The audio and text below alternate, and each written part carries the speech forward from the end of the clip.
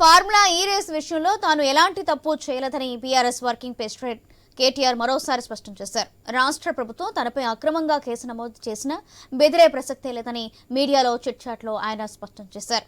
సీఎంని ఎవరైనా తప్పుదోవ పట్టిస్తున్నారో లేక ముఖ్యమంత్రి అందరినీ తప్పుదోవ పట్టిస్తున్నారో అర్థం కావడం లేదని విమర్శించారు కేటీఆర్. తప్పు చేయలేదు కాబట్టి ఈ కార్ అంశాన్ని న్యాయపరంగా ఎదుర్కొంటారని చెప్పారు. ఓఆర్ఆర్ టోల్ టెండర్ల వ్యవస్థపై సిట్టింగ్ జడ్జితో విచారణ జరిపించాలని తాము కూడా రిమాండ్ చేస్తున్నామని తెలిపారు. అలాగే సిట్ టీంలో సీఎం కోసం పనిచేసే అధికారులే ఉంటారన్న కేటీఆర్ నేషనల్ హైవే అథారిటీ నిబంధనల మేరకే టెండర్లకు అనుమతిచ్చామన్నారు. ఓఆర్ఆర్ టెండర్లలో అవినీతి జరగలేదని మంత్రి పొన్నం క్లారిటీగా చెప్పిన విషయం సీఎం మర్చిపోయి ఉంటారేమోనని కేటీఆర్ ఎద్దేవా చేశారు. రాష్ట్ర అప్పులపై అసెంబ్లీలో హరీష్ రావు అద్భుతంగా ప్రసంగించారన్న కేటీఆర్ దాన్ని తట్టుకోలేకే సిట్ వేశారని విమర్శించారు. అవినీతిని అక్రమాలను బయట పెడుతున్నందునే తమపై రేవంత్ సర్కార్ రాజకీయ వేధింపులకు దిగుతుందని ఆయన ఆగ్రహం వ్యక్తం చేశారు. దీనికి సంబంధించిన మరింత సమాచారం మా స్పెషల్ కరెస్పాండెంట్ సునీల్ అందిస్తారు. సునీల్, ఇప్పుడు రాష్ట్ర రాజకీయాలన్నీ కేటీఆర్ చుట్టూ తిరుగుతున్నాయి. ఆయనపై నమోదైనటువంటి కేసుకు సంబంధించి, ఈ కార్ కేసుకు సంబంధించి వ్యవహారానికి సంబంధించి ఏసీబీ విచారణ చేపడుతోంది. ఆయన A1 గా ఉన్నారు. ఇక A1 గా ఆయన్ని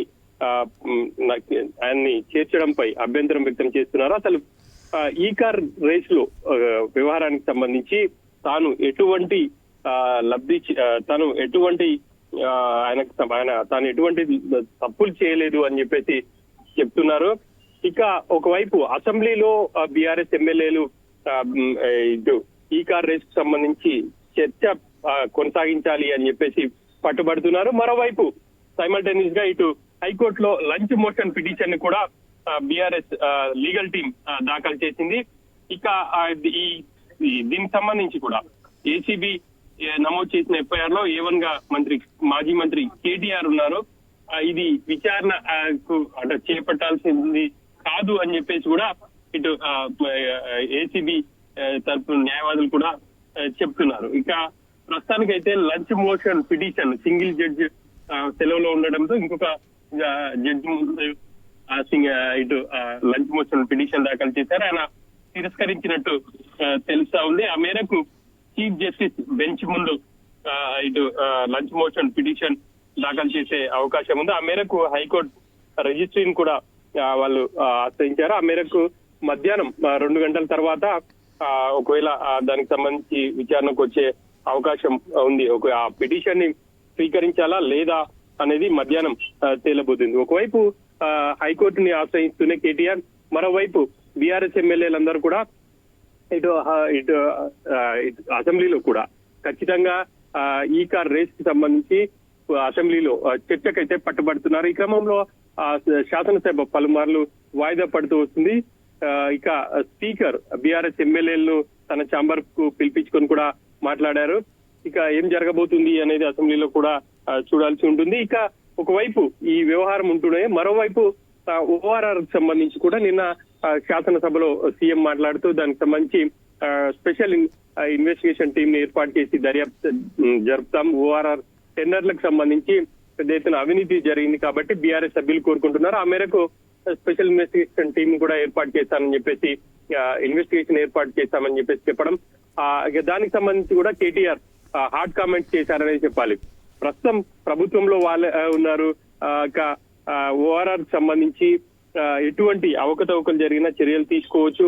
ఆ మేరకు బాధ్యులను గుర్తించవచ్చు. ఒకవేళ నిజంగా అవకతవకలు జరిగినాయి అని చెప్పేసి ప్రభుత్వం భావిస్తే ఆ టెండర్ ని కూడా రద్దు చేయాలి అని చెప్పేసి కేటీఆర్ చెప్తున్నారు. ఈ అంశాలన్నిటికి సంబంధించి కూడా కేటీఆర్ ఆసక్తికరమైనటువంటి కామెంట్స్ చేశారని చెప్పాలి. టీఓటీ అనేది దేశంలో అమల్లో ఉన్నటువంటి విధానం. టీఓటీ విధానంలోనే ఔటర్ రింగ్ రోడ్ ను సంబంధించి టెండర్లు పిలిచాం.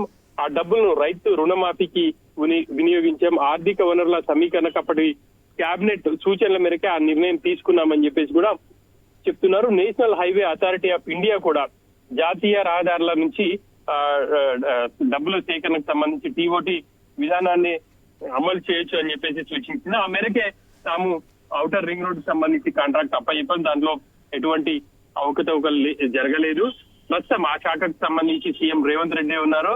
ఏ విచారణ అయినా చేసుకోవచ్చు అని చెప్పేసి చెప్తున్నారు. గతంలో కుంభకోణం జరిగింది అని చెప్పేసి రేవంత్ రెడ్డి మాట్లాడారు. ఇక ఇప్పుడు ఆయన దగ్గరే ఉంది కాబట్టి ఇటు ఆయన పూర్తి స్థాయిలో విచారణకు ఆదేశించవచ్చు అని చెప్పేసి కూడా కేటీఆర్ చెప్తున్నారు. ఇక 10,000 కోట్ల కోకాపేట భూముల కుంభకోణం ఉంది అని చెప్పేసి దానికి సంబంధించి రాష్ట్ర ప్రభుత్వం క్యాన్సిల్ చేయాలి అని చెప్పేసి కూడా ఆయన డిమాండ్ చేస్తున్నటువంటి సిచ్యువేషన్ అయితే కనిపిస్తుంది. మొత్తం మీద చూస్తే ఈ రోజు అంతా కూడా కేటీఆర్ అంశం అనేది ప్రధానంగా కనిపిస్తా ఉంది. ఇటు అసెంబ్లీలో కావచ్చు, అసెంబ్లీలో ఆయన ఇన్వాల్వ్ అయి ఉన్నారు అన్న ఈ కార్ రేస్ కు సంబంధించిన అంశం. మరోవైపు ఈ కార్ రేస్ వ్యవహారంలో ఆయన్ని A1 గా చేర్చడం, ఆ తర్వాత ఆయన ఇటు హైకోర్టు ఆశ్రయించడం, ఇవంతా కూడా కేటీఆర్ చుట్టూ ఈ రాజకీయం అంతా తిరుగుతుందని చెప్పేసి చెప్పుకోవచ్చు. Soujanya. Right, thank you Sunil.